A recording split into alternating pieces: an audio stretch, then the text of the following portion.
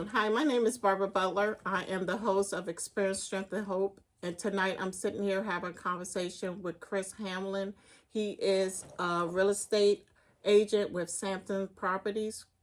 Chris, can you tell people a little bit about yourself? Yeah, so when a little bit about me. So 25-year career in corporate America, handling risk management for major companies like Nordstrom, Belk, Macy's, Saks Off Fifth. That was my last corporate role. I actually served as the senior vice president, risk mitigation, asset protection, distribution and logistics operation for Saks Off Fifth. And when I was in these roles, I represented the senior most levels of dealing with risks or dealing with problems in ways that or had to negotiate out of a lot of those problems, out of those concerns, to drive profitability for the organization. So here I am now in a space where I still work in that space, but more so as a consultant in that space. And I spend a lion's share of my time working in the real estate industry now. Okay, so can you tell me, how did you get into real estate? That's a good question. It's interesting. People always just say like real estate, like you want to go sell houses to people, and you got to go show houses and all this stuff. But for me, it was really about looking at property and really showing individuals how they can drive long-term wealth, long-term financial stability by buying property and really kind of investing back in yourself. You got to think, we make purchases every day, but not many of those purchases allow us to have income or allow us to have some financial stability for the long term and something that we can pass on to generations to come. And so I got really in the real estate game because I wanted to be able to show people what the potentials are. I wanted to help those individuals that did not think that they could buy or always wanted to buy but was nervous about buying. I wanted to show them what was possible and be able to be there at that moment when we signed the deal and they get the keys to their new house. Okay, so one of the reasons I wanted to have a conversation with you is I've been watching the news. Yeah. And on the news, they've been talking about the interest rates. And I heard that a lot of people had a lot of contracts on houses, and a lot of the houses, their contracts fell through because of the interest rate. So I was like, can you explain a little bit what's going on in the market right now? Yeah, I'll share. That is probably the biggest question I get from those that want to go buy. Is they're like, oh my goodness, the interest rates are so high. I'm nervous about making this investment. I'm nervous about making this move. And the big stigma that's out there is what you just heard, what the media is reporting. They're reporting that, today I might have a person that's pre-approved for $500,000 today. And the interest rate just shifts a couple of decimal points. And now that $500,000 pre-approval is no longer valid. And that person now might be scored or approved somewhere, $100,000 less. They could be in the $400,000 mark. Or when it's time to close on a house, because the approval time frame from when they got their approval to when we actually close, the interest rate could have shifted pretty dramatically. And now they're not qualified to be able to close on that house there as well. So those are some of the things that's happening out there just because of the shifts of the interest rate. I tell people, when you work with a dedicated real estate professional that can kind of tell you, let's be smart at how we navigate, be smart at how we move. Let's not max out the approval amount on the house we're looking at and go into it a little cautious. You can still get the deal done. Okay. One of the other questions I had, so if I'm looking for a house in the Washington, D.C. metropolitan area, what area would you consider would be the best area I can get more bang for my buck? So first, I'll start off by saying, if you are looking for a house or you're inquiring about a house, don't let interest rates scare you away. Okay. Let's see what's possible, because there are possibilities. And a good question about getting the bang for your buck. One thing that I've seen recently within the market is a lot of different communities within PG County, communities in Washington, D.C., because of the fact that the interest rates are high. Right now, the market has shifted from a seller's market to a buyer's market, because what sellers are having to do is sellers are having to drop the price on their house. So maybe they have a house that's worth $600,000, but because they know that with the interest rates high, consumers are not able to, or not being pre-qualified or pre-approved for that amount right now. They're having to drop it to a more reasonable amount where people can qualify to get that loan. And so, ultimately what that makes it is that you get a buyer's market. You look at, the Bowie market, you look at Temple Hills, you look at even Waldorf, Waldorf areas. So like these are places where I've seen a lot of deals still happening and still going, and I see house prices dropping. I was just talking to a client earlier about Bowie, and week after week, I've seen this one particular house drop between $10,000 to $15,000 over a 3-week period of time in pricing. And I mean, and that's going to be a score for a person that buys that house. So, what's the first thing someone should do if they're thinking about buying a house? What's the first step they should do? The first thing that you're going to want to do, one, get with a professional or licensed real estate agent within the area that you want to buy the house in. So if you're licensed by state or by city, if it's in the District of Columbia, so you want to get with that licensed real estate professional. Once you get with them, the next step, and if they don't do this next, run. The next step that you're going to do is you want to get you connected with a financial institution. So if you have one that you prefer on your own, they'll kind of walk you through the steps of trying to the pre-approval process. And of course, if you don't have one, a licensed professional will connect you with one that they have within their network to get you pre-qualified. What that does for you is it gives you your budget for what your shopping allowance is going to be. Okay. And so you never want to go into a place, you'll set yourself up for failure if you go into a situation where you're shopping for a house and you don't know how much house you're actually going to qualify for. That's a bad place to be, because you'll get your expectations up here and you'll be looking at these beautiful houses, and then they'll come back with a pre-approval number that's not where you need to be able to get into that house, and you'll be disappointed. So those are the first steps to do as you start this journey. So I had a friend of mine saying that she thinks it's better for her to rent a house instead of buy a house. Yeah. What's your thought on that? So, I've heard people say this. They're like, hey, I want the house experience, but maybe I don't want the mortgage, or maybe I don't want to deal with if the hot water tank breaks, or if the air conditioning unit fails, or something like that. You got to think about this. I just put it back in perspective. You're paying somebody else to live in their house, or you could be paying to live in your own house. And you have a lot more benefits when you own it. One, it's yours. Yes, it comes with responsibilities and maintenance, but there's warranty programs, there's homeowner programs, there are different things that you can get to be able to solve for rainy day issues that could happen out there. But when you own it, you have that property, you have something that's tangible, that has a financial equity for your future and for those beyond your generation. It's a big difference between renting and owning. Okay. Do you have people that, like a team of people that you work with, like financial people, or just different team members that could assist? Absolutely. So this is the great thing about working with people that are passionate about the real estate space. Not a person that just wants to sell you a house, but a person that wants to be with you for this house, and when you want to sell that house and move into a different house, and then when you want to downsize, when you get that person that'll be with you through your real estate journey, they come with a team of people. So whether it be from financial institutions, for individuals that might have credit challenges, or might be their first home, or they might have other concerns that are out there, I have lending specialists that will work with any of those situations. If there's individuals that might have some credit challenges, maybe we're not able to get a pre-approval today for a person because of some credit challenges, I have credit consultants that can work with those individuals and help them get into a place where they can not only just qualify for a house, but qualify and be able to get an interest rate that's not going to put them in the poorhouse at the same time.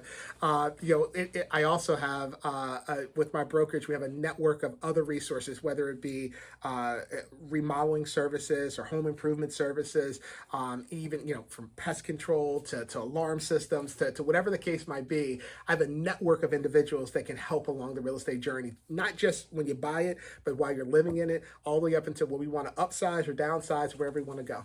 So I heard you say something about credit. Yeah. So if someone has bad credit, because a lot of people think I need to get my credit fixed before I start looking for a home. And I believe sometimes people focus on the wrong thing when they're trying to do it themselves. Absolutely. Right? Yeah. So what's your thoughts on? You said it. Okay. It is. Don't focus.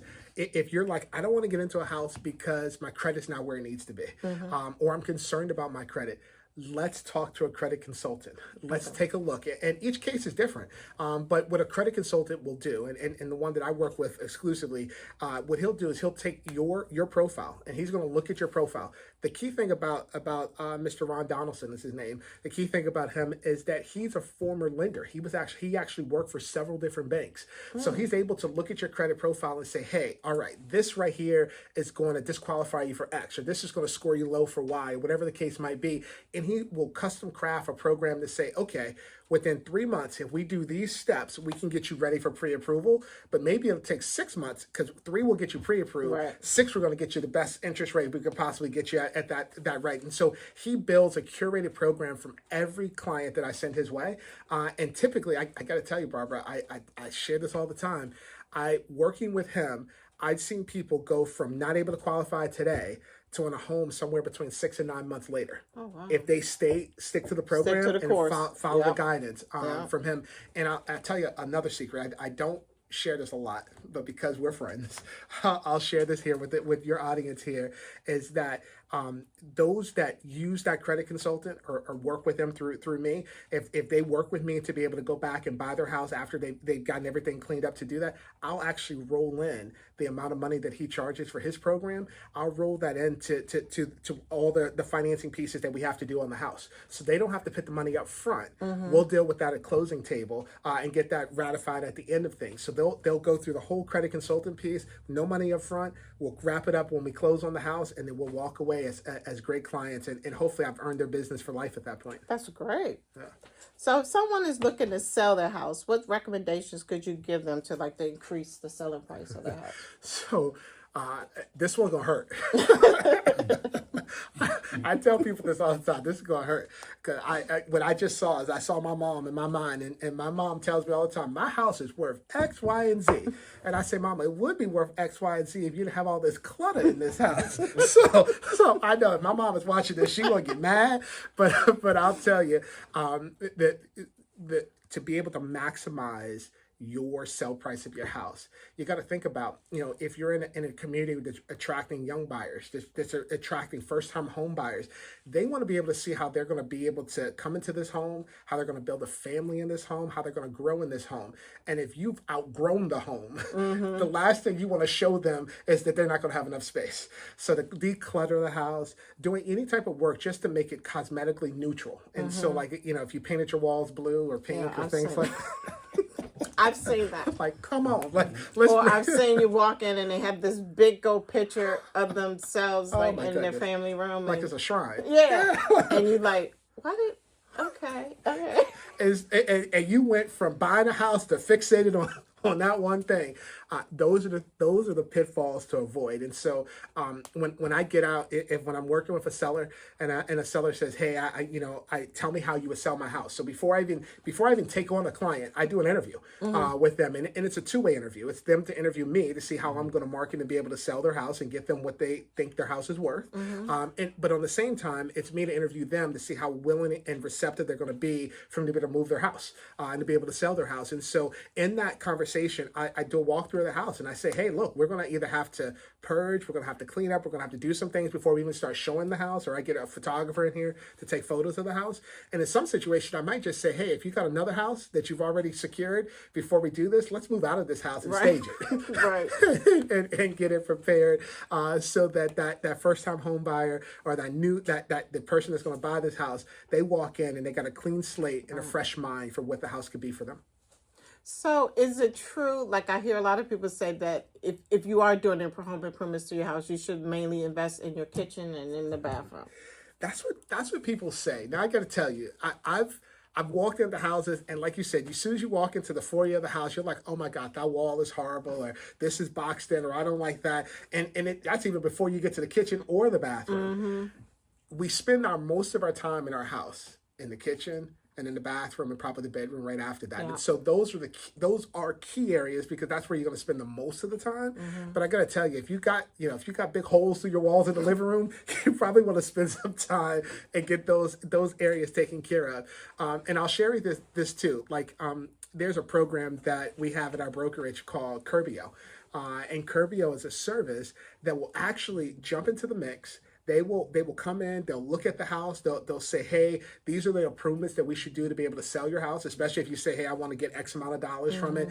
We can bring in Curbio. They'll look at it. They will look at remodeling to get done. They'll look at anything from changing out window shades to knocking out a wall to be able to get the house sold.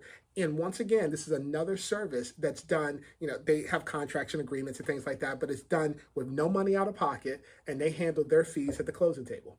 Another one that allows, if you got an older house or more mature home, this is another way to be able to get your house ready on the market and minimize the time that it's on the market and get it sold quicker using some of these services that are out there. Okay. Okay, one of my other questions is, so do you work with buyers and sellers? I do. So I work with a lot. So I not only do I work with buyers and sellers, I also work with those in the commercial space too. So I just recently took a pivot down the commercial lane, and so I do help businesses that are looking for commercial property or land as well there too. Oh, that's good to know. So what should I do? So I got my mind all made up. Okay, I think I'm ready. I think my credit is kind of good, so I'm ready to sit down with a realtor. What should I have in place or take with me before I go sit with a realtor? Is there anything that I need to do before I come, either call you and say I want to set an appointment with you? So if you're looking to buy, you're going to want to make sure that you and what other decision makers in the house they're going to be with you, you guys kind of talk about what you're looking for. And I call it the wants and the needs. Okay. So like when you meet with me, that's one of the big things that we're going to have in that conversation. It's a wants and needs conversation. What is it that you want in the house? And then what is it that you need in the house? Because when I get to work for you and I start finding properties for you, I'm gonna look at those. I'm going to get you all your needs, and then we're going to try to work on the wants after that, and to be able to get that. And so it's good to be able to be on the same page with those that are in your house, so that we don't start down this journey and I've showed you 20 houses and your significant other or child says, well, I really need to have X, and none of the properties that I'm showing you have any of that. So you're going to want to make sure that you know exactly what your wants and your needs are. The other thing I say is come with an open mind. I tell a lot of my clients that I'm going to hear everything that you want and everything that you need, but I might show you something that's outside of those areas just because I want you to see what else is possible, what other potentials are out there. There's some times where I've convinced people about different areas, different neighborhoods, just because they didn't know about it or they hadn't been there before. And you got to think a lot of the home buyers that I work with might be first-time home buyers as well. And so these individuals have never bought a home before and never gone through that process. So sometimes I'm able to give a little guidance. I just ask them to be open to the guidance, and then we'll make some smart decisions together along the way. Now, one of my other questions is, so what's your availability? What's the best way for somebody to reach or contact you? Yeah, so my real estate line is probably the quickest and easiest way to get me. They can get me at 240-259-1191. That's a direct dial that gets into me, and kind of we can talk through whatever you got going on. And if you're just looking, like you might say, hey, I just want to see what's out there, what inventory is out there, what's on the market, what are houses running and things like that. You can always go to my website, which is www.chrishamlin, and it's KHRISHAMLIN real estate, and that's spelled out, .com. And when you jump on there, you're able to actually set up your own little personal page. You're able to take a look. This is all free of charge. So you're able to look at any area between Maryland, D.C., Virginia. You can look at any of those areas. I can service you for Maryland and D.C. Okay. I'm licensed in both Maryland and D.C. to be able to service you, but you can look at properties wherever. And you also have the ability to be able, if you create your profile, to be able to like properties. And as soon as you like those properties, it sends me a note that lets me know that you're interested in our property, and then we can start working. We can set up our appointments to meet and kind of work together from there. Okay. Well, I want to thank you for taking the time to share with us what's going on in the real estate market. I had a lot of questions, and a lot of people have been asking me questions. So I want to link your information in the profile of this video. So if anyone want to reach out to you, they could get it in the description. That's awesome. Okay.